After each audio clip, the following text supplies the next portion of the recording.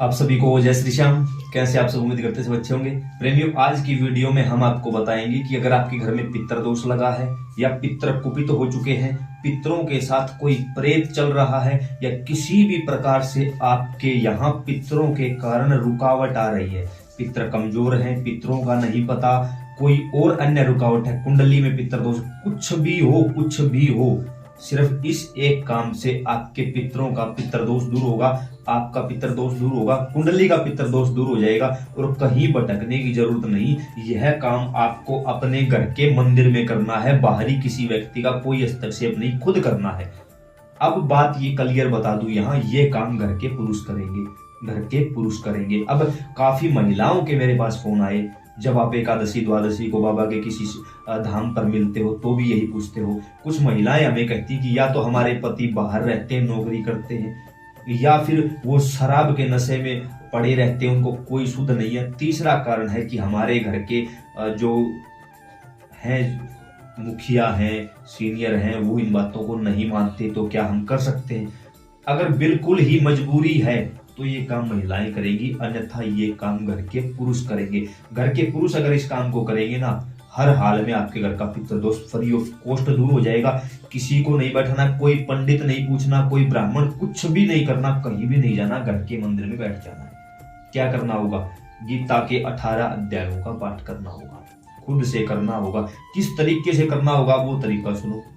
अब लगे 18 अध्याय हैं, एक अध्याय पढ़ोगे तो 18वें दिन अमावस्या होनी चाहिए, एक दिन में 2 अध्याय पढ़ोगे तो 9वें दिन अमावस्या होनी चाहिए। 2 से ज्यादा अध्याय नहीं पढ़ने हैं। या तो एक अध्याय पढ़ोगे तो 18 दिन में पूरी हो जाएगी, 2 अध्याय पढ़ोगे तो 9 दिन में पूरी हो जाएगी।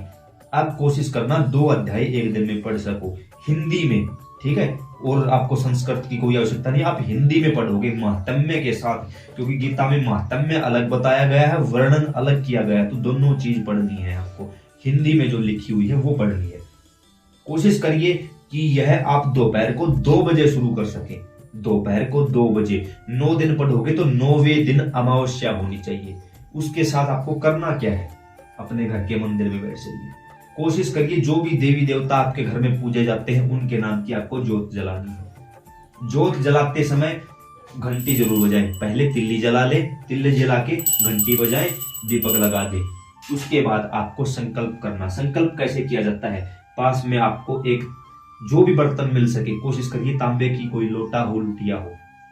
अब आपको अपने हाथ में थोड़ा सा जल लेना है। जल लेके प्रार्थना करनी है विष्णु भगवान से कि हे श्री विष्णु भगवान, आपके घर में कोई भी देवी देवता पूजा जाता हो, कोई परेशानी नहीं, प्रार्थना विष्णु भगवान से की जाएगी। हे श्री विष्णु भगवान, मेरा नाम ये है, पिता या पति का नाम ये है, गोत्र ये है, इस जगह का स्थायी निवासी हूँ। पितरों का पता है तो नाम ले दो, मुझे अपने उन पितरों के निमित्त यह कार्य करना है। नहीं पता तो मेरे घर के जितने भी पितर हैं उन सभी को आप मोक्ष गति प्रदान करो, शुद्धि प्रदान करो, और मेरे घर के, मेरे परिवार के, मेरे कुंडली के दोष को, मेरे पितरों के पितर दोष को दूर कर दीजिए। यह 18 अध्यायों का हम हर रोज 2-2 अध्यायों का पाठ करेंगे और इसका जो फल है वो हम अपने पितरों को समर्पित करते हैं। हमें नहीं रखना, हम अपने पितरों को समर्पित करते हैं। आप मेरे इस संकल्प को पूरा करवाइए, और अगर इस समय यहाँ कोई गंदी चीज बैठी है तो उसको आप दूर करिए। ऐसा बोल के आपको जल का नीचे छिड़काव कर देना है। अब हमने संकल्प कर लिया है तो अब हमें खुद की सुरक्षा की भी ध्यान रखना है। खुद की सुरक्षा कैसे होगी? वही जल हाथ में उठाइए, दोबारा से जल हाथ में लीजिए और बोलिए, हे बाबा हनुमान, इस समय हम गीता के अध्यायों का पाठ करने जा रहे हैं। विष्णु भगवान का नाम लेकर हमने संकल्प कर लिया है। हमारी आपके श्री चरणों में प्रार्थना है कि इस समय हमारी सुरक्षा की जिम्मेदारी आपके ऊपर है, आप हमारी सुरक्षा करिए। ऐसा बोल के आपको अपने चारों तरफ एक सुरक्षा चक्कर लगाना। अब हाथ सिर्फ आपका यही तक आ सकता है, आगे नहीं जाएगा। दोबारा जल लीजिए, दोबारा जल लेके जय श्री राम बोलते हुए अब की बार आगे से जल डालोगे। आपने पूरा सुरक्षा चक्कर लगा लिया। अब इस सुरक्षा चक्कर में किसी भी प्रकार की कोई नेगेटिविटी नहीं आ सकती, क्योंकि भगवान श्री राम का नाम लेकर बाबा हनुमान यहाँ साक्षात रूप में विराजमान हो चुके हैं। जो प्रेमी ज्यादा पूजा पाठ करते होंगे शायद हो सकता है उन्हें कुछ झलक भी मिल जाए।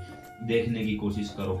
देखने की कोशिश ऐसे ही नहीं होगी, तभी होगी जब आप इस YouTube चैनल पर बने रहोगे, इस हर एक वीडियो को देखोगे, अन्य प्रेमियों से शेयर करोगे। आप सभी का कहना है आपके साथ जुड़ना है, नीचे डिस्क्रिप्शन में हमने व्हाट्सएप लिंक दिया हुआ है, जाइए वहां जुड़ जाइए हमारे साथ। कोई सवाल है कमेंट बॉक्स में पूछ सकते हो, कोशिश पूरी रहेगी आपको जवाब देने की।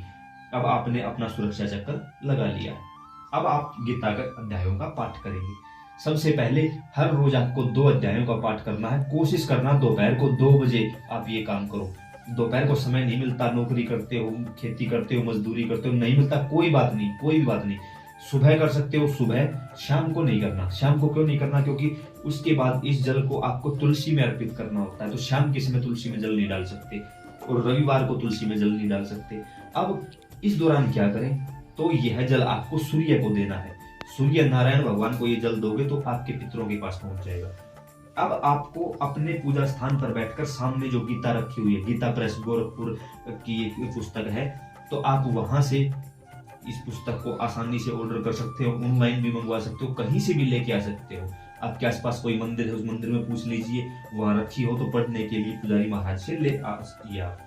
अब आपके हाथ में जो जल है, उस जल को आप अपनी लेफ्ट साइड में रखोगे। लेफ्ट साइड में जल रखा है। अब आप सबसे पहले पहला अध्याय खोलोगे, पहले श्रीमद् भगवत गीता के पहले अध्याय का महात्म्य यहां बैठकर। अब जो आपका ये लेफ्ट हैंड है, इसकी ये अनामिका उंगली यहां डालोगे जल के अंदर, यही रहेगी। आप पाठ करते रहोगे, यह उंगली इस जल के अंदर रहेगी। अब आप, श्री पार्वती जी ने कहा भगवान आप सब तत्वों के ज्ञाता हैं, ऐसे करके पढ़ते रहो। आप मन मन में भी पढ़ सकते हो, बोल बोल के भी पढ़ सकते हो। ऐसे करते करते करते करते आपको गीता के 2 अध्याय पढ़ने हैं, हिंदी में पढ़ने हैं, महात्म्य भी पढ़ना है, गीता का वर्णन भी पढ़ना है। 2 अध्याय पढ़े, उंगली आपकी वही की वही है। अब आपने ये काम पूरा कर लिया। अब जब लगे कि दोनों अध्याय पढ़े जा चुके हैं, उंगली को निकाल लीजिए यहाँ पर। उसके बाद भगवान से प्रार्थना करिए कि प्रभु आपने यह संकल्प पूरा करवाया, तहे दिल से आभारी, क्योंकि आज का संकल्प 2 अध्यायों का था, पूरे हो चुके हैं, तहे दिल से आपके आभारी हैं। अब यह जल अभिमंत्रित हो चुका है। इस जल को अगर तुलसी में डालना है तो बोलिए कि तुलसी के माध्यम से मेरे पितरों तक पहुंचाइए। सूर्य को देना है तो बोलिए कि सूर्य के माध्यम से मेरे पितरों तक पहुंचाइए, क्योंकि यजुर्वेद में इस चीज का वर्णन है कि भगवान सूर्य हमारे पितर हैं। जो आर्यमा स्वामी है वो भगवान सूर्य नारायण का ही अवतार है, भगवान विष्णु का ही अवतार है। तो ऐसे में यह जल सूर्य के माध्यम से या तुलसी माता के माध्यम से हमारे पितरों तक पहुंचता है। अब इस जल को आप 2 मिनट के लिए बैठे रहिए। क्यों? क्योंकि आपने जो ये पाठ पढ़ा है, जो गीता के 2 अध्याय पढ़े हैं, इसका जो पूरा फल है वो आपके शरीर में है। नीचे आसन लगा हुआ है, ऊपर कपड़ा रखा हुआ है, तो आपके शरीर में है वो जाप, और आपकी उंगली के माध्यम से वो जाप इस जल में आ चुका है। सामने दीपक जल रहा है, दीपक साक्षी है कि इस बच्चे ने अपने पितरों के लिए गीता के 2 अध्याय पढ़े हैं। अब 2 मिनट आप शांत बैठे रहिए, कुछ नहीं करना आपको। 2 मिनट के बाद पुस्तक को बंद करिए, अपने स्थान पर रख दीजिए। अब यहाँ जो नीचे जल आपको मिलेगा जो आपने गिराया था, अगर ना मिले तो थोड़ा सा जल नीचे पृथ्वी पर गिराओगे। जल थोड़ा सा पृथ्वी पर गिराया, ये 2 उंगली दोनों हाथों की नीचे रखोगे उस जल में। जल में रखने के बाद ओम विष्णवे नमः, ओम विष्णवे नमः, ओम भू शक्राय नमो नमः। शक्राय का मतलब इंद्र को कहा जाता है, या फिर ओम इंद्राय नमः, ये बोल के दोनों हाथों की इन दोनों उंगलियों को अपने नेत्रों से लगाओगे और हाथ जोड़ के प्रणाम करोगे। इससे क्या हुआ? इससे इंद्र को वरदान प्राप्त है कि कोई भी जीव भक्ति पर बैठेगा तो उसकी पूजा का फल तुझे मिलेगा। लेकिन जैसे ही आपने ये काम कर लिया ना, आंखों से लगा लिया, बस अब आपकी पूजा का 101% फल आपके पास है, कोई चुरा नहीं सकता, आपके पास ही रहेगा। अब आसन को प्रणाम करके, बाबा को जैसे भी आप प्रणाम करते हो, अपने देवी देवताओं को वैसे प्रणाम करके उठ जाइए यहाँ से।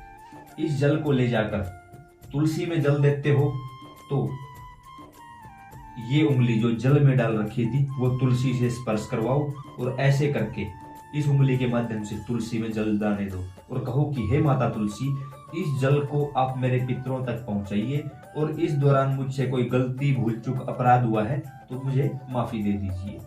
सूर्य को देना चाहते हो तो सूर्य नारायण भगवान को सुबह सुबह जल अर्पित करो और कहो कि हे सूर्य नारायण भगवान, इस जल को मेरे पितरों तक पहुंचाइए और उन्हें मोक्ष गति प्रदान करिए, उत्तम गति प्रदान करिए, उनको मजबूत कर दीजिए, मेरे घर का, मेरी कुंडली का पितर दोष खत्म कर दीजिए, दूर कर दीजिए। ऐसा करते करते आपको 18 अध्यायों का पाठ करना है।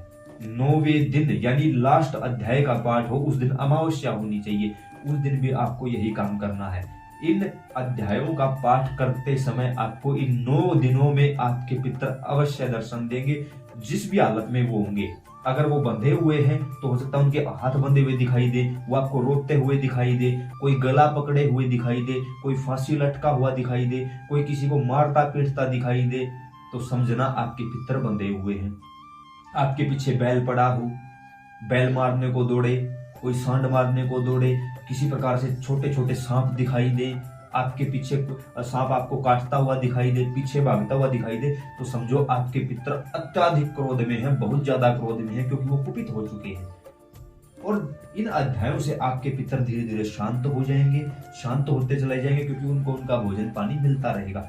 और अमावस्या के दिन आप अपने पितरों के नाम का भोजन निकालें। जिन्होंने घर में या खेत में अपने पितरों को स्थान दिया हुआ है, उन्हें भोजन कैसे निकालना है वो हम बहुत जल्दी आप लोगों के लिए वीडियो बना देंगे। उसी प्रकार से आप भोजन निकालोगे। जिन लोगों के घरों में पितरों का स्थान नहीं है या जिनको अपने पितरों का नहीं पता, वो गौ माता को एक रोटी ऊपर थोड़ा सा गुड़ रख के, दूसरी रोटी रख के गौ माता को देंगे, सूर्य को जल देंगे। 9 दिन इन चीजों का पाठ करेंगे, उनके घर का पितर दोष 101% दूर हो जाएगा। कोई नहीं रोक सकता, कहीं जाने की जरूरत नहीं पड़ी, एक भी पैसा खर्च नहीं करना पड़ा। उसके बाद भी अगर ये काम आपसे नहीं हो सकता, कहीं जाके डूब मरो, यहाँ आने की जरूरत नहीं है। हम यहाँ फालतू की भीड़ इकट्ठा नहीं करना चाहते। अब आपको लगे कहीं से भी कि भाई इस चैनल पर अच्छी जानकारी मिलती है, सब कुछ करके दिखाया गया है और हमारे व हमारे परिवार के लिए ये लाभदायक हो सकती है, पहली बात, घर में जितने भी लोग हैं एक साथ बैठ के एक ही फोन में देखा करो। अपने बच्चों को बताओ। आज आपको नहीं पता आपके पितर कौन है, क्योंकि आपके माँ बाप ने नहीं बताया, आपके बच्चों की क्या गलती है, कल उनको आप नहीं बता के जाओगे, उनकी क्या गलती है। याद रखना, तीसरी पीढ़ी को पितर कटोरा हाथ में देकर रोड पे खड़ा कर देते हैं। हो सकता है तीसरी पीढ़ी आपकी हो या आपके बच्चों की हो, कौन जानता है इस बारे में। आप सभी परिवार को बैठकर दिखाओ इस वीडियो को, उसके बाद इस वीडियो को अपने रिश्तेदारों के पास, हर किसी के पास भेजो और बोलो उनको कि देखो ये क्या चीज है। सारी बातें पितरों की A to Z सीरीज बना दी गई है। 81 वीडियो पब्लिक हो चुकी है, 100 से ऊपर वीडियो बना रखी है, कुछ वीडियो अभी प्राइवेट है, जल्दी इनको भी पब्लिक कर दिया जाएगा। आज तक YouTube के इतिहास में सबसे ज्यादा वीडियो आपको इसी चैनल पर मिलेंगी। आपका अपना परिवार है, फेसबुक पर देख रहे हो तो अपना परिवार है, जुड़ जाइए, अन्य प्रेमियों के साथ शेयर करते रहिए। जय श्री श्याम, राधे राधे।